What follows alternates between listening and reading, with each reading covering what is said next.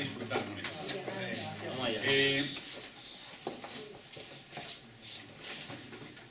Vamos a ver.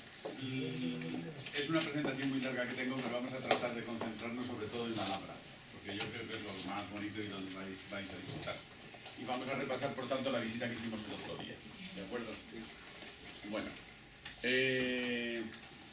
Esto está dentro del marco de lo que vosotros conocéis, que es el viaje a Granada en las Jornadas Internacionales de Puerto Rico, de cultura y literatura islámica. Bueno, lo he dicho mal, pero bueno, lo entendéis. Vamos a ver un momentito algo de la ciudad de Granada, vamos a ver algo del reino nazarí y de la guerra de Granada, y nos vamos a centrar sobre todo en la Alhambra. También citaremos algo de las capitulaciones de Santa Fe, un poquillo la capilla de los Reyes Católicos y a modo de conclusión una especie de alegato que hice el otro día, que no sé si os gustó, ¿no? Pero bueno, vamos a ir deprisa porque nos interesa un poco, quiero yo que conozcáis el emplazamiento de la ciudad de Granada. Vosotros recordáis que hay una tierra al sur de España que se llama Andalucía, ¿no? Sí. Ahora es una región autónoma y tiene una historia peculiar y un tanto singular y propia. Desde el punto de vista del relieve, si os fijáis, está Sierra Morena, este triángulo que es el Valle del Guadalquivir, y luego todo esto que son las que se llaman cordilleras béticas. Se dividen en dos grandes ramas, las cordilleras subbéticas, que son estas que están en el interior, las cordilleras penibéticas que están en la costa, donde se encuentra el punto de mayor altura de España, que es el Mulhacén, que tiene 3.000 y pico metros de altura, y luego una cosa que se llama el surco intrabético, que es por así decir un surco que queda entre las dos cadenas montañosas. Y ahí va habiendo una cosa que se llaman hoyas. No sé si allí se usa ese término. Es un lugar en el que el terreno está más hundido y está rodeado de montañas prácticamente por todas partes. No, no es exactamente lo mismo. Un valle es un lugar en el que hay montañas por todos los dos lados y hay un río que drena el valle y que se abre hacia afuera. No, esto es un lugar circular, como si fuera una especie de plaza de toros rodeado por todas partes de montañas y que tiene una forma más o menos oblonga o circular o elíptica. Es un poco distinto, ¿eh? Luego sí que tiene un lugar por el que sale el río. Pero no es un valle. Un valle es otra cosa. Un valle está abierto fundamentalmente por dos sitios. Desde el lugar por donde vienen las aguas y el lugar hacia donde van. Y suele ser además longitudinal. Una línea alargada que serpentea más o menos. No tiene por qué ser línea recta, pero eso es un valle. Rodeado de montañas. Y los valles además pueden ser más o menos abiertos. Una olla es una especie de hoyo, como una cacerola. Más o menos, es la figura. Entonces hay distintas ollas y en una de ellas se encuentra Granada. Es la olla más grande y está rellena de sedimentos. Entonces las aguas de los ríos que vienen alrededor, que son el Genil y el Darro sobre todo, empapan todo el terreno y después salen por un sitio angosto que es Loja, hacia el Guadalquivir. Y camino al Guadalquivir pasan por Sevilla, después salen al Atlántico y por ahí se puede ir a América, ¿eh? Así que hay un camino hacia América. Bueno, entonces ya tenemos situado Granada, ¿no? El reino de Granada, cuando la reconquista estaba por terminar, quedó reducido unos 200 años antes de que se produjese el final de la reconquista, que es en 1492, unos 200 años antes queda reducido el reino de Granada a esta zona montañosa. Empezaba aproximadamente aquí, cogía Ronda, todas las montañas, excepto Jaén, que está allá. ¿Os acordáis dónde comimos? Sí. Pues justo donde comimos era el lugar en el que empiezan las montañas hacia el interior. Jaén está muy cerca del Guadalquivir ya, y Jaén ya forma parte del llano, el comienzo del llano, el origen del llano. Y Jaén sí fue conquistada por los reyes cristianos y quedó al margen, fuera del reino de Granada. Pero un poquito al sur empezaba ya el reino de Granada, que es esta zona montañosa. No quiero tampoco aburriros demasiado con esto, porque un breve repaso a la historia de España de esa época, aunque me parece que Diego Salvador os lo he explicado yo, os lo va a explicar. Sobre todo desde el punto de vista de Al-Ándalus. Los árabes entran en España en el 711, conquistan en 4 o 5 años toda la península ibérica. Entonces,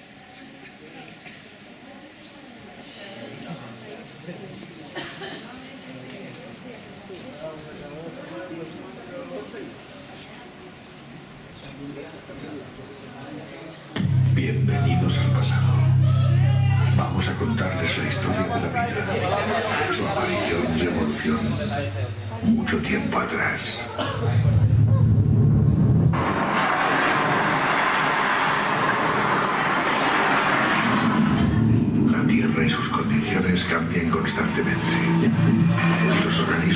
habitan deben adaptarse y sobrevivir Por o aquella extinguirse. pantalla.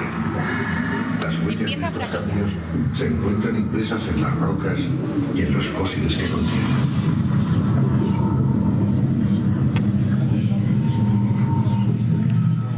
Estamos en el Paleozoico hace 460 millones de años.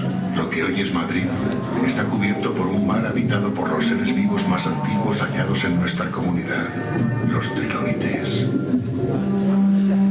Ya en el Cretácico, hace 80 millones de años, la cuenca de Madrid estaba ocupada por plataformas marinas poco profundas. Allí encontramos los primeros organismos constructores de arrecifes, como corales y rudistas. En las costas abundaban coníferas, helechos y otras plantas hoy extinguidas. Durante el Terciario, el sistema central se eleva progresivamente separando las cuencas del Duero y del Tajo, alejando el mar cada vez más. Hace 16 millones de años se desarrollaron complejos ecosistemas terrestres. Justo donde estamos ahora, caminaban équidos y ciervos primitivos, rinocerontes sin cuernos y tortugas gigantes, similares a las actuales de las Islas Galápagos.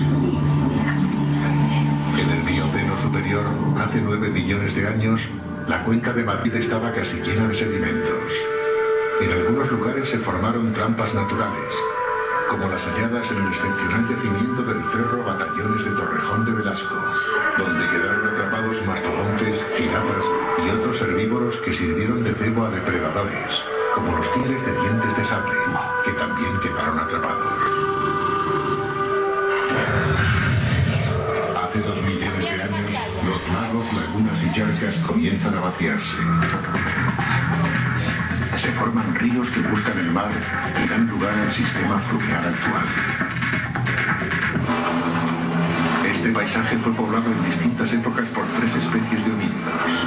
El primero fue el Homo heidelbergensis, que se instala en nuestros valles hace al menos 500.000 años. La selección natural los transformó progresivamente en una nueva especie, el Homo neanderthalensis. Testigos de esta modificación son los primeros restos humanos de Madrid, hallados en Pinilla del Valle. La cuenca de Madrid es uno de los lugares con mayor cantidad de yacimientos arqueológicos de Europa para conocer las formas de vida de estos homínidos.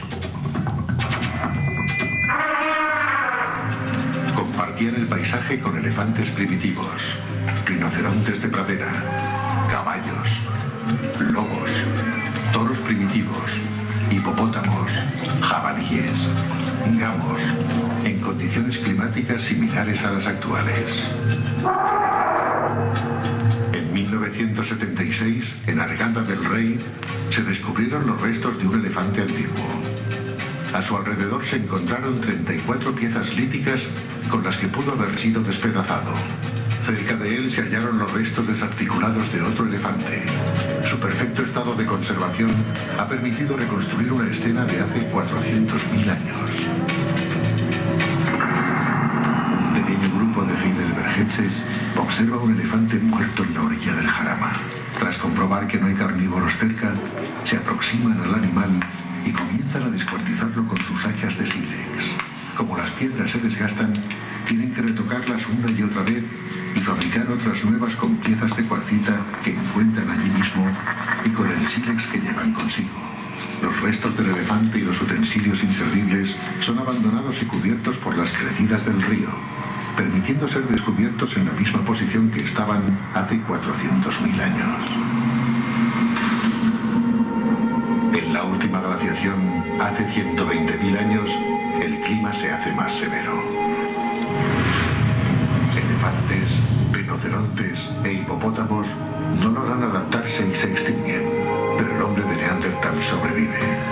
Algunas especies adaptadas al frío, como el mamut, el megáceros gigante, el bisonte de estepa o el rinoceronte lanudo, huyen de Centro Europa en los momentos más fríos y se refugian en la península ibérica. Estos animales se extinguen con el aumento de la temperatura al final de la última glaciación, hace 10.000 años.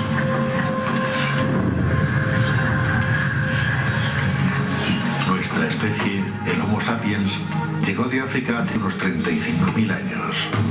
Se encuentra un continente habitado por neandertales durante varios miles de años hasta que estos se extinguían.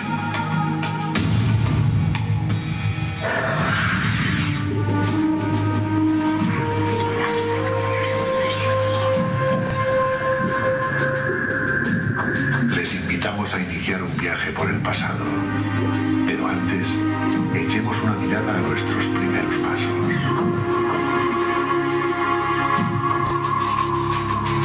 Observemos 460 millones de años de historia y evolución y sigamos avanzando.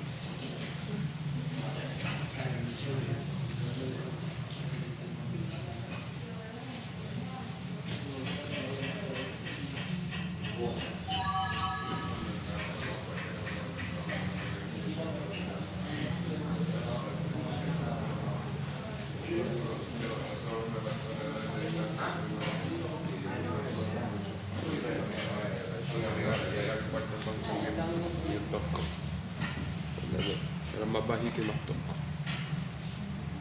Yo no me veía pues se paraba para Estúpido porque es una... no, pero eso no va a hacer, no tiene que tener la misma medida. No, pero en las cabezas de ellos.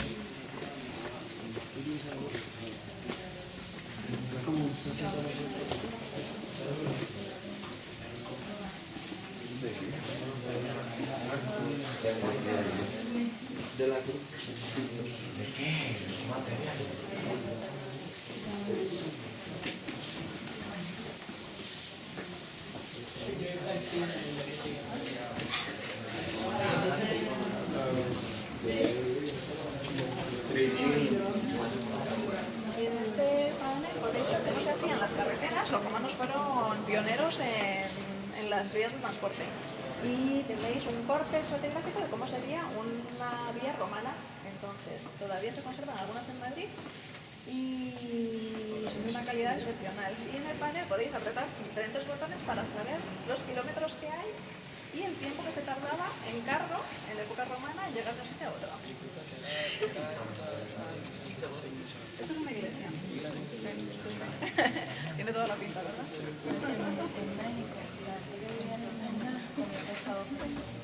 A través del tema de carreteras que tenían, iban corriendo y no estaban sentados en esa base.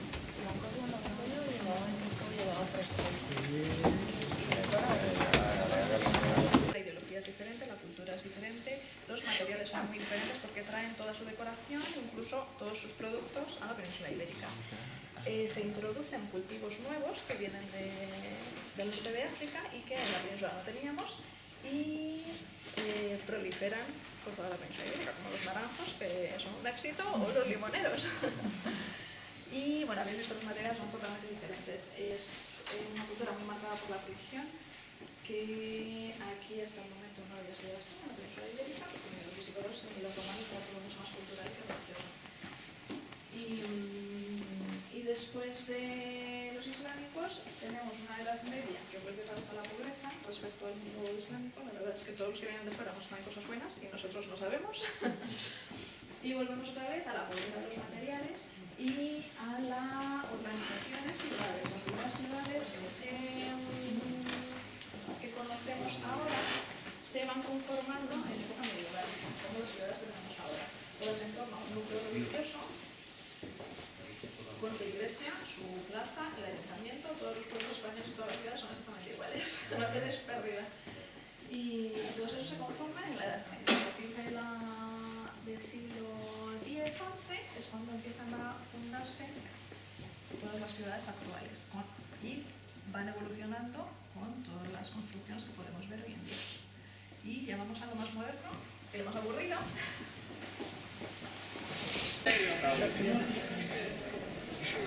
Bien gracioso.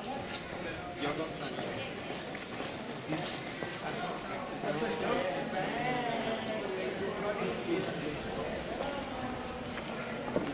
Hidalgo.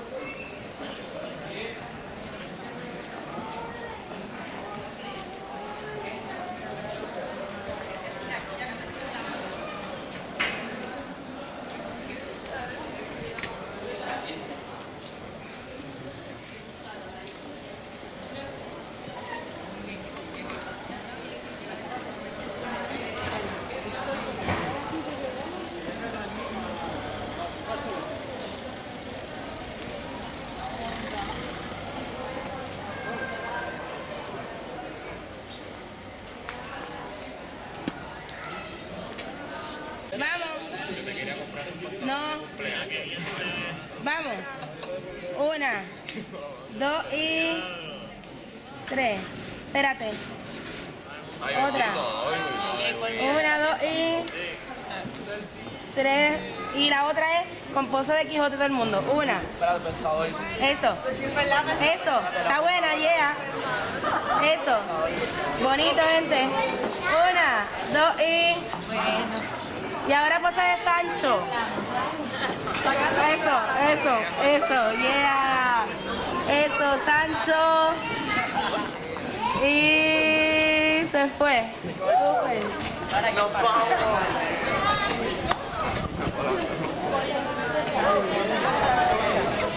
Sí, ¿no? No, ya hora de jangueo en Toledo.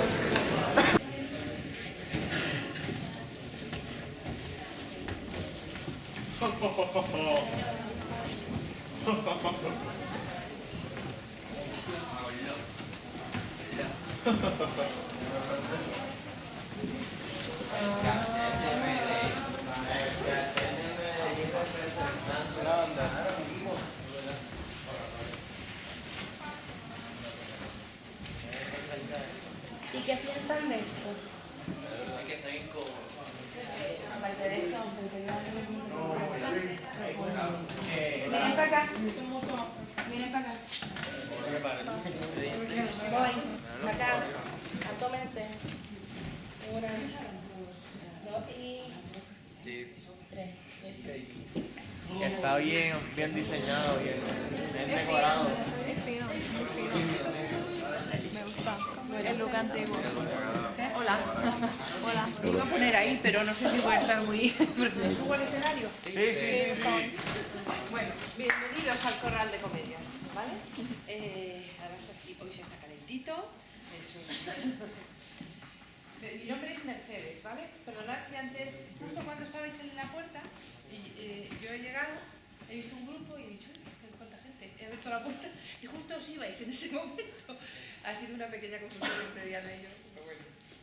Mirad, verás, la historia de este corral es muy particular.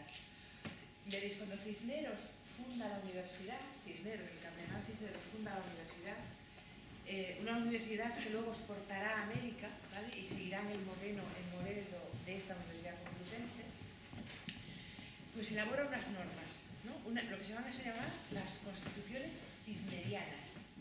Y en esa normativa hay una de ellas, una norma que dice que los alumnos del colegio trilingüe, aquellos que aprendían las tres lenguas, latín, griego y hebreo, debían representar anualmente una obra de teatro.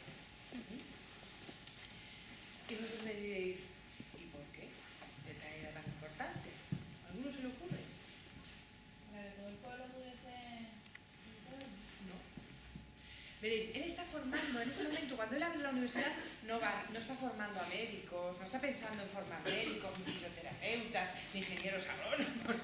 No. Él está pensando en otra cosa. Veréis, acabamos de pasar la Edad Media, la Alta Edad Media, además, una época bastante oscura, en donde la religión sigue siendo, ha sido y es muy importante y va a seguir siendo durante mucho tiempo.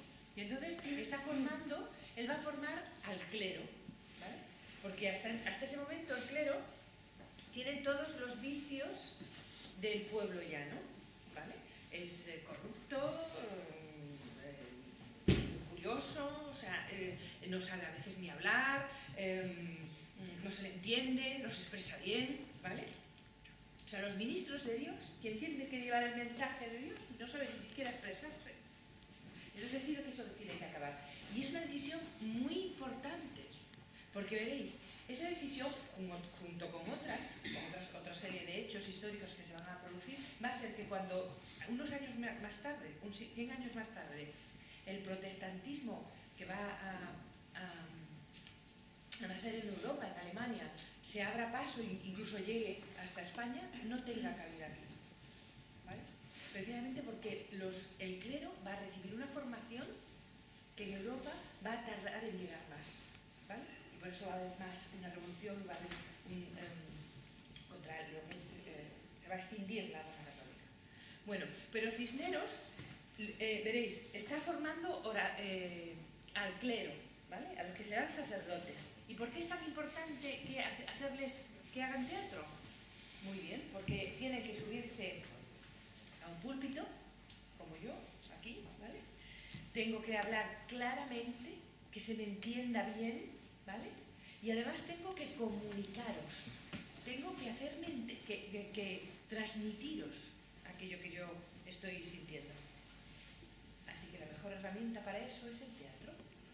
No sé si acudís mucho al teatro o no, pero los actores es eso, tienen que hacer un dominio de su lenguaje, de su expresión y de su cuerpo lo más perfecto posible para que se hagan entender. Y por eso les obliga a hacer una clase de teatro. Por eso es tan importante, ¿vale? Sobre todo a aquellos que estudian lenguas, ¿vale? Bueno, pero me diréis, bueno, ¿pero esto qué tiene que ver con la historia de este corral y del teatro?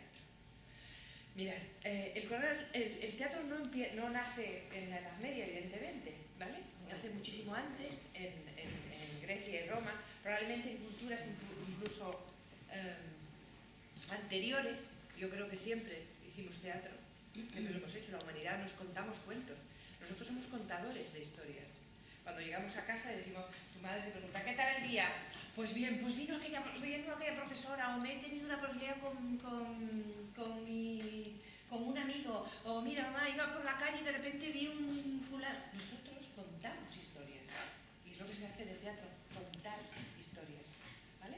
Bueno, pues veréis, cuando en la Edad Media las compañías de teatro llegan a los pueblecitos, son compañías familiares. Pues a lo mejor, pues eso, un matrimonio con un par de hijos, a lo mejor un allegado, llegan y le piden a las cofradías religiosas que una representación, que pueda representar, ¿vale?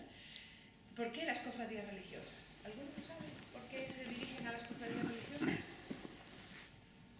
Porque, veréis, en la Edad Media lo que se representa son autos sacramentales. El teatro que se representa hasta un momento, un determinado momento, son autos sacramentales. En la Edad Media, sobre todo la Alta Edad Media, es un tiempo muy religioso, extremadamente religioso, ¿vale? Entonces, porque con anterioridad en Grecia, los religiosos no era únicamente lo que se representaba, pero en ese periodo de la historia sí, ¿vale? Entonces se representan autos sacramentales. Y esos autos sacramentales van a, como son autos sacramentales, van a ser las cofradías religiosas quienes lo soliciten. Es decir, que si yo, por ejemplo, quiero el pasaje del auto de los Reyes Magos, quiero hacer la natividad, se lo pido a una compañía de teatro, que me represente y me haga el Belén, que me haga el día que nació Jesucristo, ¿vale? O puede ser pues, un episodio de un santo, de todo el santoral, de un episodio bíblico, ¿vale? Entonces, las cofradías religiosas se encargan de buscarles un sitio donde representar. ¿Dónde lo hacen? Normalmente en un patio de vecinos. Un patio de vecinos al aire. Imaginaros que entráis, que es una casa y hay una puerta, un acceso, como un túnel, ¿vale? Entras por ese túnel y das a un patio. Todo esto sería un patio al aire libre. Allí no hay techo, ¿vale? Y es cuadrado. Y entonces suele haber una o dos plantas. Normalmente hay una planta, ¿vale? Una planta con todo, y hay puertas, hay un balcón por todo el perímetro de la planta, como ese, y hay puertas, y en esas puertas están los vecinos, y hay un pozo y un árbol en el patio, ¿vale? Entonces se pone alguien en la entrada y cobra la entrada, ¿vale? Es así básicamente. Bueno, pues cuando en Alcalá de Henares, al principio era un patio de vecinos cualquiera, el que digamos, se dejase, ¿vale? Pero llega un momento en que la cofradía decide que va a construir un corral de comedias, aquí, en la ciudad, ¿vale? Entonces la cofradía de Santa María la Mayor manda a construir a Francisco Sánchez, un carpintero, en 1601, un corral de comedias, estable para la villa de entonces, ¿vale? Lo hace a las afueras de la ciudad, ¿vale? Que hoy en día, en la Plaza del Mercado, que hoy en día es precisamente el centro de la ciudad y es la Plaza Cervantes. Es justo al otro lado de donde está la universidad, ¿vale? Todo el territorio universitario que es justo enfrente, ¿vale? Y entonces Francisco Sánchez lo construye imitando pues, un corral de comedias de Madrid, del Príncipe. Y entonces, y aprovechando además precisamente un patio de vecinos, y le da dos alturas, porque en ese momento ya hay dos alturas, ¿vale? En el patio salían los hombres de pie, ¿vale? Lo que se llaman los mosqueteros, porque son los hombres que van con espada, y la espada es el mosquetón, o el mosquete. No, el mosquetón es el que engancha. Vale. Después hay también niños jugando por entre medias, ¿vale? Pero sobre todo son los hombres de pie. La gente que tiene un poquito más de dinero, burgueses, gente un poco más adinerada, administrativos, gente del ayuntamiento, quizá, es en los laterales, bajo techo, es decir, por ahí están las galerías de arriba, ¿no? Pues bajo techo están la gente que tiene un poquito más de dinero. Las mujeres en la cazuela, en ese palco que veis ahí, ¿vale? En ese palco de ahí. En el primer piso, la gente ya adinerada, burgueses, nobles, adinerados, ¿vale? En ese primer piso. Y en el último, los estudiantes, el gallinero, ¿vale? Y me decís, bueno, pero ¿dónde está el patio cuadrado y dónde está todo? Pues no, lo han llevado. Pues veréis, es que sufre una serie de evoluciones, ¿vale? Y eso es muy importante también, es su historia, ¿vale? Porque esto se construye, el corral de comedia se construye en 1601. Pero un siglo después, alrededor de 1730 y algo, resulta que necesita una reforma. Ya pasaron 100 años y necesita una pequeña reforma. Y entonces se va a adaptar a los gustos de la época y se va a convertir, se va a techar en ese momento. Hasta entonces era al aire libre y se techa y sigue siendo cuadrado. Se amplía como mucho un poco el escenario y se hacen algunas reformas de aquí y allá. Papando uno, ¿vale? Pero en 1860 y pico ya la reforma tiene que ser mucho más drástica, tiene que ser ya mucho más grande, además de envergadura, porque además en ese momento se llevan las orquestas de cámara. Está de moda las orquestas de cámara, ¿vale? Y hay un tratado teatral de arquitectura napolitanos, unos arquitectos napolitanos, que dicen que lo mejor para acoger el sonido es el semicírculo. Entonces lo van a aplicar aquí. Van a levantar la estructura, ¿lo veis? Está levantada, se levanta y hacen un semicírculo, adaptando el patio cuadrado a una estructura semicircular, ¿vale? Que es esta que veis. Esto es el teatro romántico, lo que veis, lo que más se ve, ¿vale? Pero en 1900 llega el cine y el teatro cae en picado y llega el cine a nuestras vidas. Veréis, esta es la cazuela, ¿vale? El lugar donde las mujeres ven el teatro. Vamos a ver. Bueno, al principio lo ven en las faltriqueras, en las esquinas, ¿vale? La faltriquera es un bolsito que llevan las mujeres hoy en día en los trajes regionales de España, en algunos trajes regionales, que es donde se guarda el dinero. Eso, como donde las mujeres guardaban el dinero. Por eso se van a llamar las faltriqueras esas esquinas, ¿vale? Pero eso va a pasar al principio. Luego enseguida las van a coger en lo que es la cazuela. ¿Por qué el nombre de cazuela? Vive Dios que no lo sé. Juro que no lo sé. Hay un montón de teorías. Hay una teoría tan absurda que me la voy a contar. Dicen que como esto está lleno de hombres y esto de mujeres, porque esto sería y que por eso se llama cazuela. ¿Por qué? ¿Cómo es? ¿A que no lo habéis entendido? Bueno, es una tontería. Que la masa de hombres ahí que había hacía hervir a las mujeres que había aquí. ¿Vale? Que por eso se llama cazuela. Completamente estúpido. Eso lo inventó Eso puede ser verdad. Eso puede ser verdad. Bueno, vete tú a saber por qué recibe ese nombre. Pero yo creo que veréis, casi todas ellas eran mujeres que cocinaban para sí mismas, o eran cocineras para otros. Entonces venían aquí con la cazuela, porque aquí se viene a pasar el día. ¿Vale? Entonces yo vengo aquí con toda con la cesta para la cazuela. Vengo a lo mejor de comprar y estoy aquí, he hecho un vistazo, pues no sé qué, pues venga, me voy si no me gusta. Y me voy, ¿sabes? Pero vengo con... Eso tiene una explicación más lógica, muchísimo más lógica, ¿vale? Deciros que las mujeres al principio no van al teatro, ¿vale? Bueno, vamos a empezar otra vez. ¿Cómo que no van al teatro? Claro, van. En Grecia las mujeres van al teatro perfectamente. Imaginaros en las tribus, en la cueva. Que iban a decirle, vosotros al fondo de la cueva. A las mujeres, no. Van al teatro todas las mujeres en Grecia. Pero, y al principio de la Edad Media, cuando son autos sacramentales, claro que van. Por supuesto que van, son las primeras que van. Pero es cuando el teatro deja de ser religioso. Porque entonces la Iglesia lo prohíbe. Se lo prohíbe a todo el mundo. Pero a los hombres les van a por aquí, les van a ir por aquí. Porque no tienen nada que perder. ¿Vale? Pero las mujeres tienen su honor que perder. ¿Vale? Y su honor está en entredicho, por lo tanto, no pueden ir al teatro. Ah, amigo. Pero hay mujeres que no tienen nada que perder, cuyo honor no está en entredicho para nada. ¿Qué tienen? ¿Sabes? Unas mujeres que se dedican incluso, pues eso, a hacer la corte, o incluso una cocinera que no va a descender de escala, ¿ella qué tiene que perder? Pues son esas mujeres las primeras que van a venir al teatro, ¿vale? Y las que van a ponerse aquí y no les va a importar para nada que las tachen de nada. Y como mucho de brujas, las pueden tratar, pero nada más, ¿vale? Veréis, aquí hay muchísimo jaleo en ese momento. Hay un jaleo tremendo. Los hombres están ahí y están...